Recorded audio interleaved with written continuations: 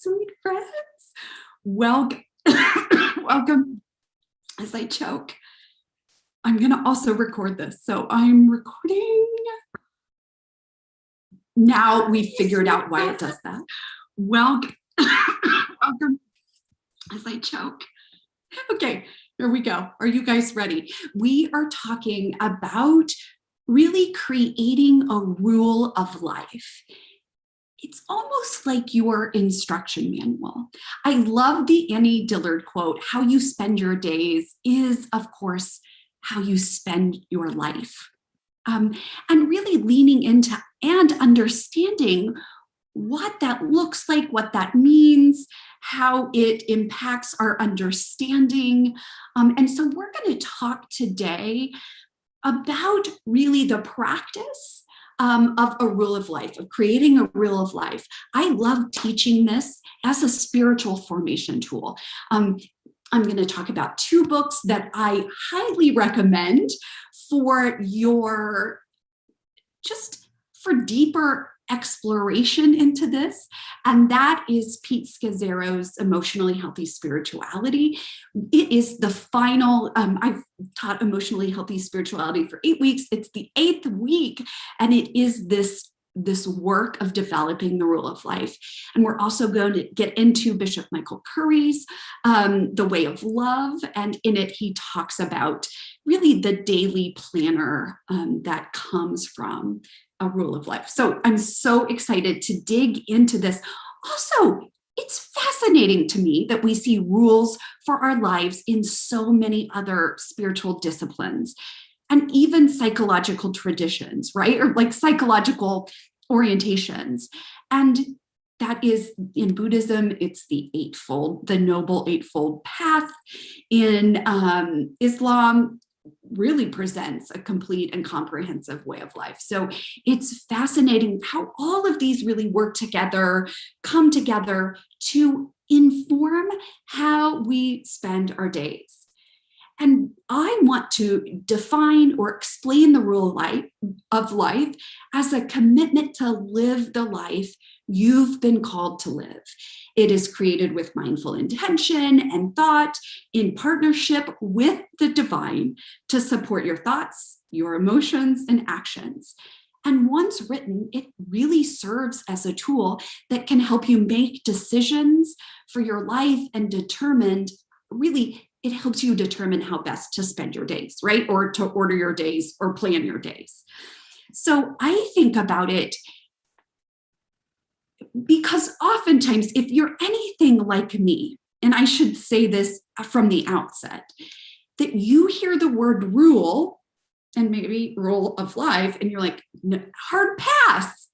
I've got enough going on, especially as someone who speaks openly and often about the pervasive list of shoulds in our life.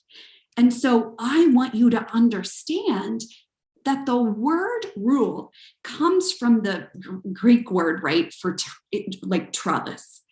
And we understand, right, we've seen the trellises tool that enables the vines or the grapevines to get off the ground, to grow upward, becoming more fruitful and more productive.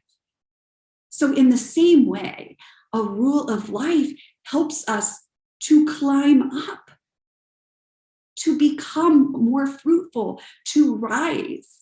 And then we know that this rule of life work is a quote, an exterior framework for an interior journey, a kind of scaffolding to use to build the spiritual structure of our individual life.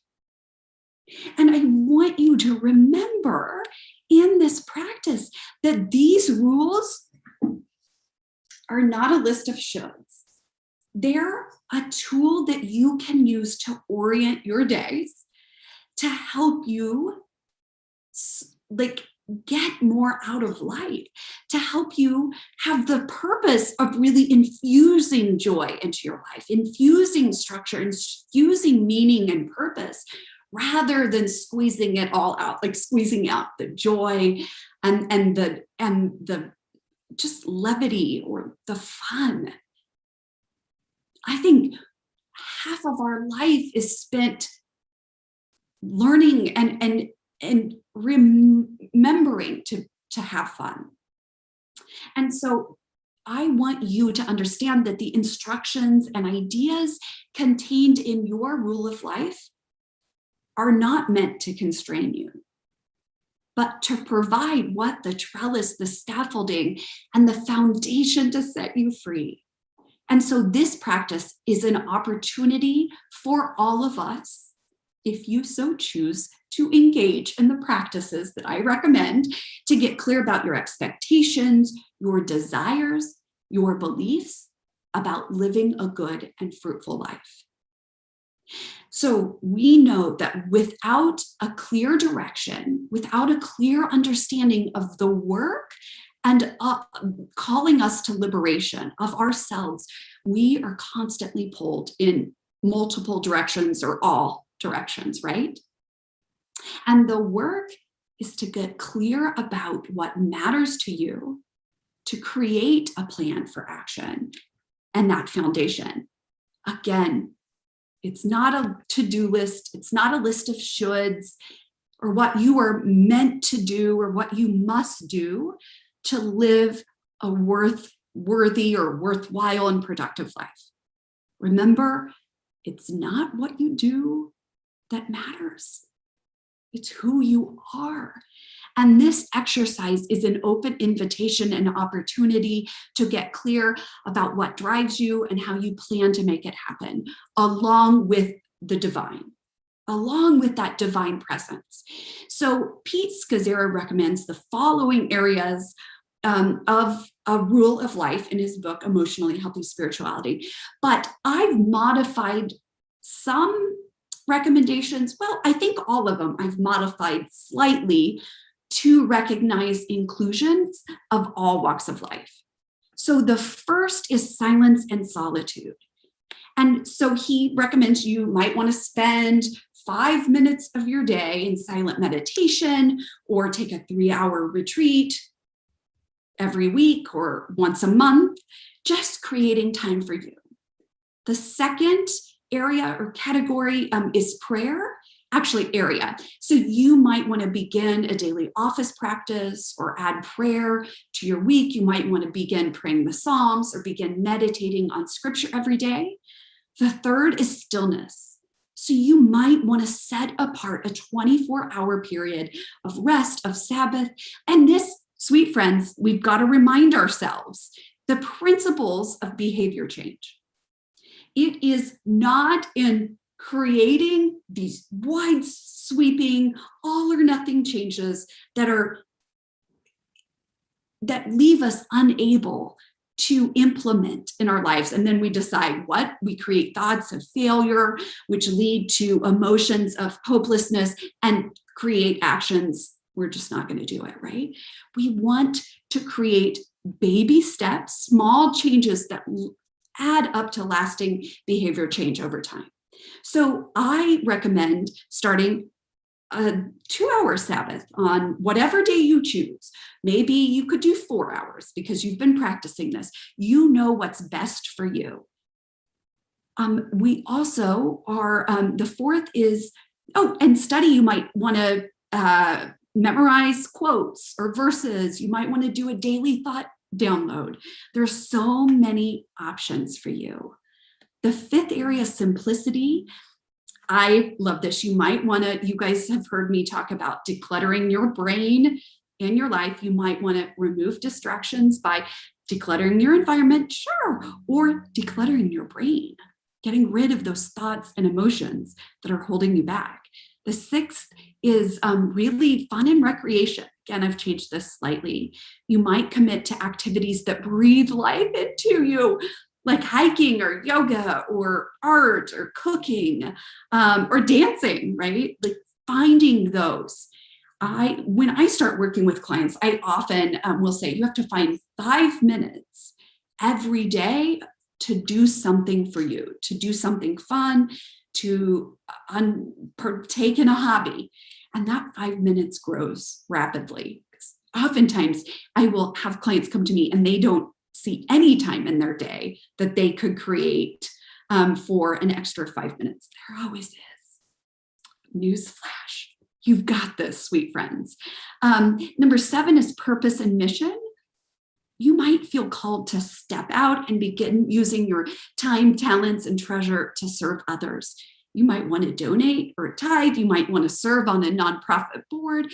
You might want to create a side business. You might want a career change. You might want to lean in to that purpose that you and that calling that you've heard deep inside. You know that in next month in the Courageous Life Society, we are doing really looking at courageous purpose and clarifying and creating that guiding force in our lives, coming back to ourselves, back to that divine calling that is whispering to all of us that sometimes life gets so busy and so overwhelming that we can't hear. And there's so much other things I want to say about that, but that might be an area you want to include in your rule of life, right? The 8th area, and these are not his list of numbers, or I'm just using them. You will also find this in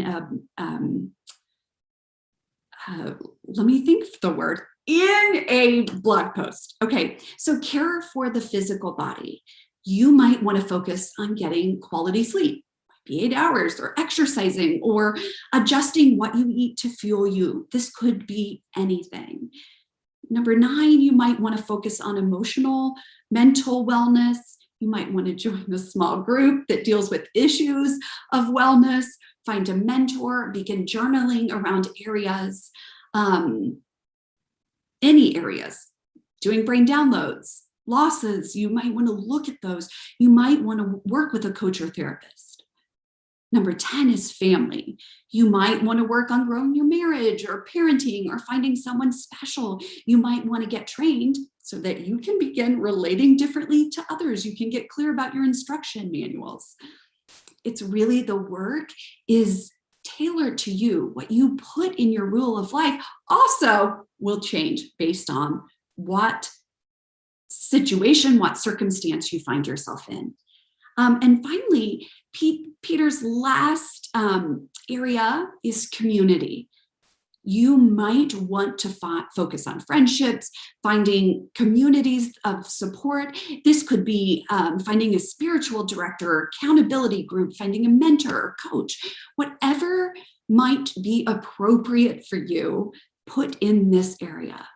And we also know that people add other elements, self-awareness, hospitality. I'm going to share with you my own list so that you can see how I've even tailored it, because I live my life from my, of course, psychological background, the way that I see that. So you're going to get to see my rule of life and what it looks like. And Peter also recommends using 4 broad categories: prayer, rest, work, and relationships. These might work for you. And I want to, before I get to my rule of life for you to see, I also want to talk about Bishop Michael Curry's book, Love is the Way. I just need everybody to read it. It's so good, right? I had both my husband and I tearing up as we were listening to it on a car trip as an Audible book. I then bought the Kindle version is $1.99. So you need all of the above. To hear his voice is beautiful. But he says that if we go through life letting external forces, right? And I want you to think about that. Other people, our newsfeed, our people we don't, just acquaintances, our calendar, determine how our days are spent and our contributions measured. We know that we're going to get more of the same. I think that's roughly what he says, right? So he describes the rule of life, which is the last appendices which he has named the practice, the way of love, right? Stating that this is a way to create tangible habits that support our heart's intentions. You guys. So he recommends 5 areas. And I wanted to offer these to you as other areas to think about. Again, you'll find these in the blog post or in his book that you need to download. And that is body. How can you put yourself in the best physical and mental state to live out your vows that you create? 2, or commitments, whatever that may be for you. 2, spirit. What tools could you use to connect you to the divine and the greater universe? That might be prayer, meditation, rituals that offer freedom from self, whatever that might be for you. 3, relationships. What practices would allow you to strengthen the most important relationships in your life? 4, giving back.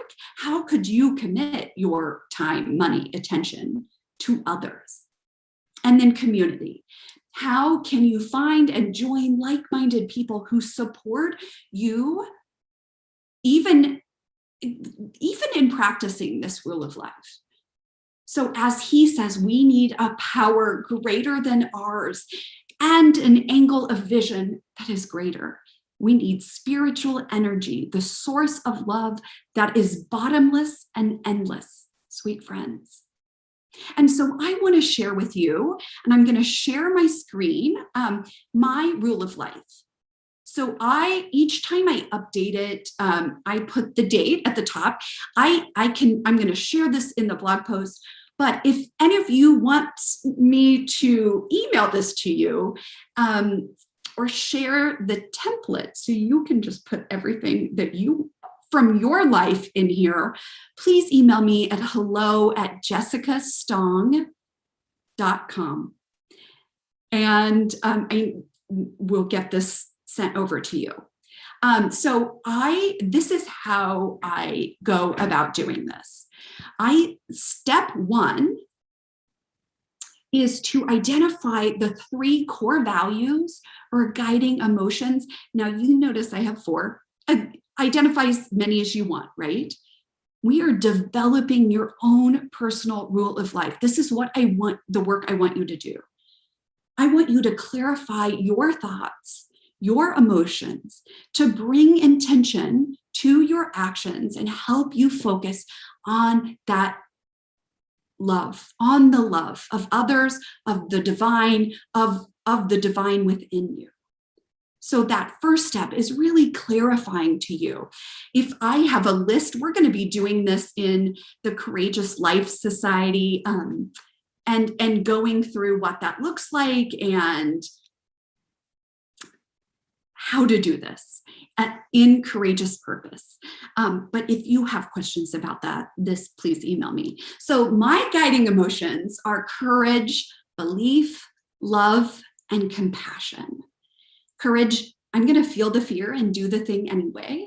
Belief in the power of the Holy Spirit, belief in myself, belief in the role of the divine in my life and in the universal energy of abundance and love of others, love of self, really digging into this core driving value in my life has always been compassion. And how do I live in compassion and grace and abundance? So understanding that, understanding why it matters. And so under each of those, I have organized it around the way in which I coach.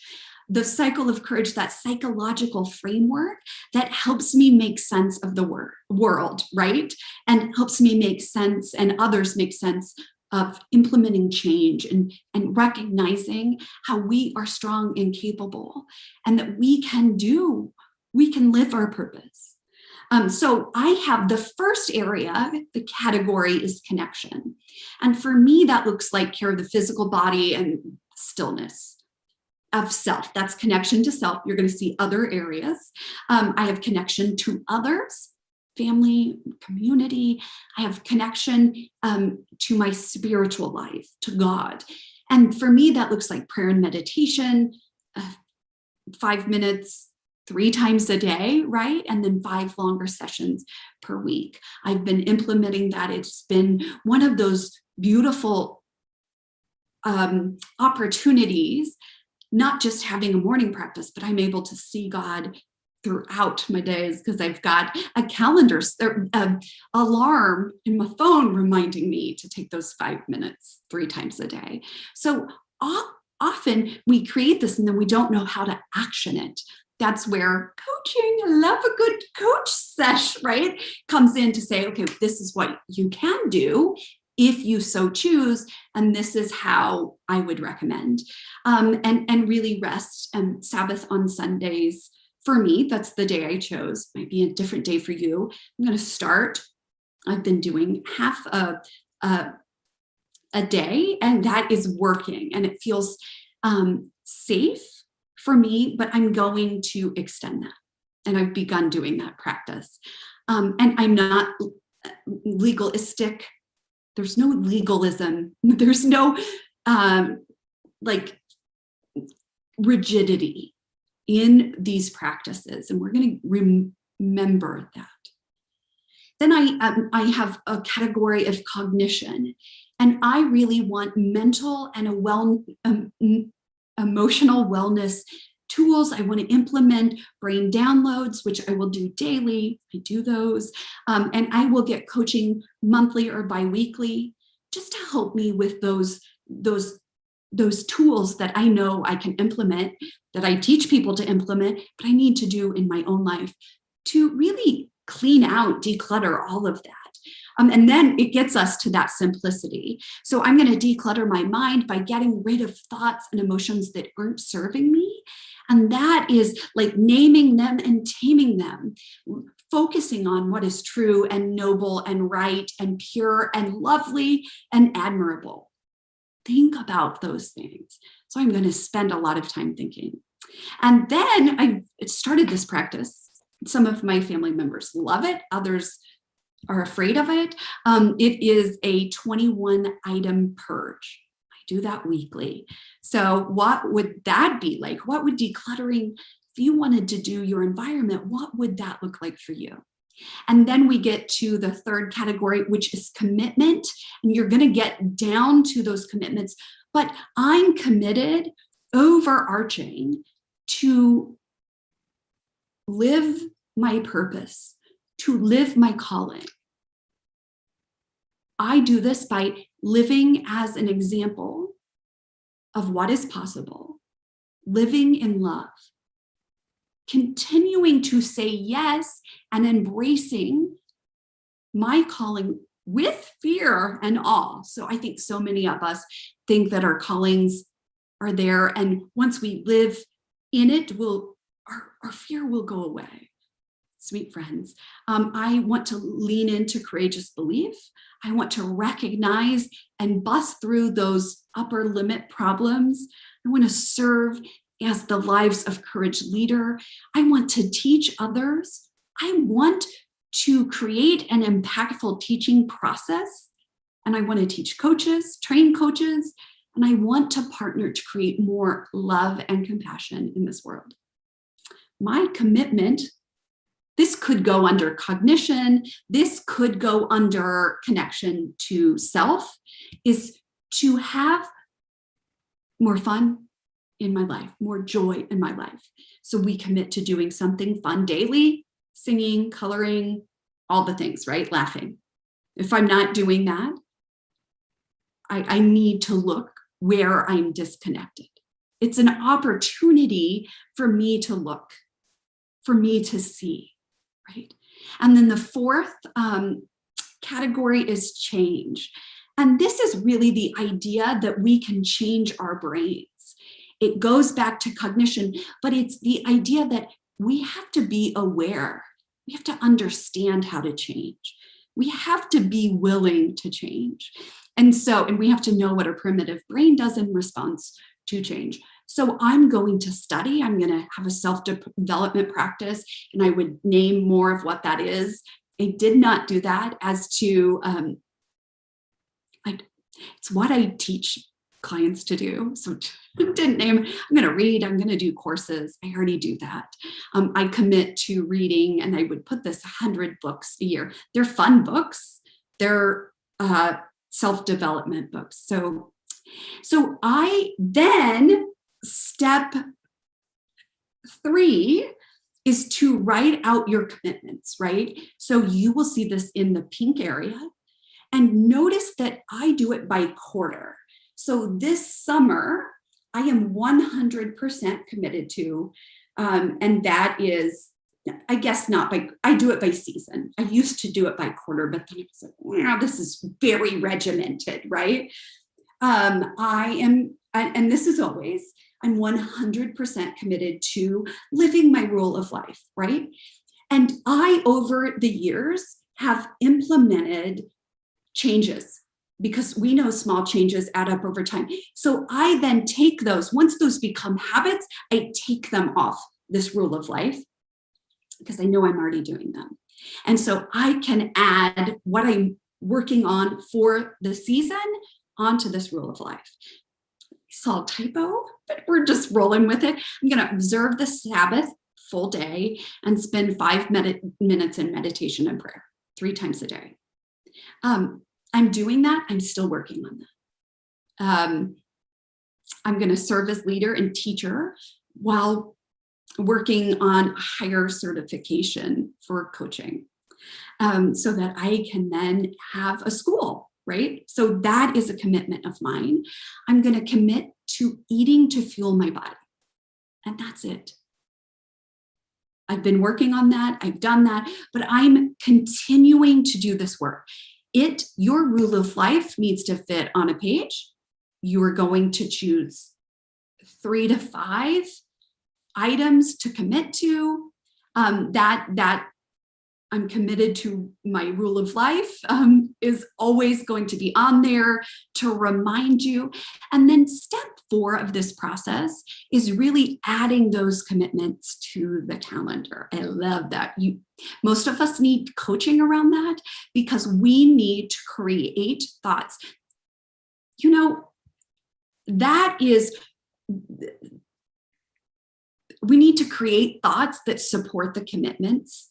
We have the emotions. So I'm going to say that step 4 is really that creating thoughts to support the commitments. Like, I'm figuring this out. I'm working on this. I'm doing it, and it might not be perfect at first, so that you can buffer those primitive brain thoughts with the skill of metacognition, thinking about your thinking on purpose, so that when the going gets tough and you want to quit, you're like, nah, boo, I got this. And then step 5 would be adding your commitments to the calendar, because you're already like, I got this. We know that developing an intentional rule of life takes trial and error. It's an ever changing, ever evolving document. It's going to be changing based on your period of life, what you're going through. We're still learning. We will always be learning who we are and what we can do. And really what we were created to be. Each experience, each insight brings us closer, or brings us up that trellis. So we're going to be willing to make mistakes, to try again, to learn new things. And I just want to leave you with this reminder. And we've discussed this before, but please, please, and this is hard work for so many of us, I want you to be careful to avoid any traces of legalism in this work. This should never feel heavy or overwhelming to-do list that you don't know how, like that you feel less than because you can't ever manage all of these. This is an opportunity for you to turn to that which sustains you and gives you life, sweet friends. So I would also love for anyone to share their rule of life with me when they're finished, because why not? That would be fun. In the I'll do session notes for this. You're going to get resources. I have resources on the Desert Fathers that I love. They were the first ones who created this rule of life. It's so fascinating. Right? They withdrew as hermits. I don't need to get into it because you're going to see it in the notes. I have resources, those 2 books. Everybody should read the Desert Fathers sayings of the early Christian monks. It's a Penguins classic. Like, there are so many others that I recommend, other books and tools that I recommend. So you'll see all of that. But I just offer this to you as a tool for you to learn, for you to grow, for you to understand and really make sense of your life and your opportunity to structure and really give yourself that foundation in connection with your calling from the divine. Sweet friends, thank you so much for growing, for being willing to do this work, being willing to be present to the lessons, willing to be present to your lives. Just so grateful. And to those of you who went through the Emotionally Healthy Spirituality course, I just want to say this again. I am so grateful to each and every one of you. This experience has been overwhelming in the best way possible. It's been filled with joy and love, and I am so grateful for the experience and just for all of you and all of you listening. Thank you so much. Have a great and courageous week, sweet friends. I'll see you soon.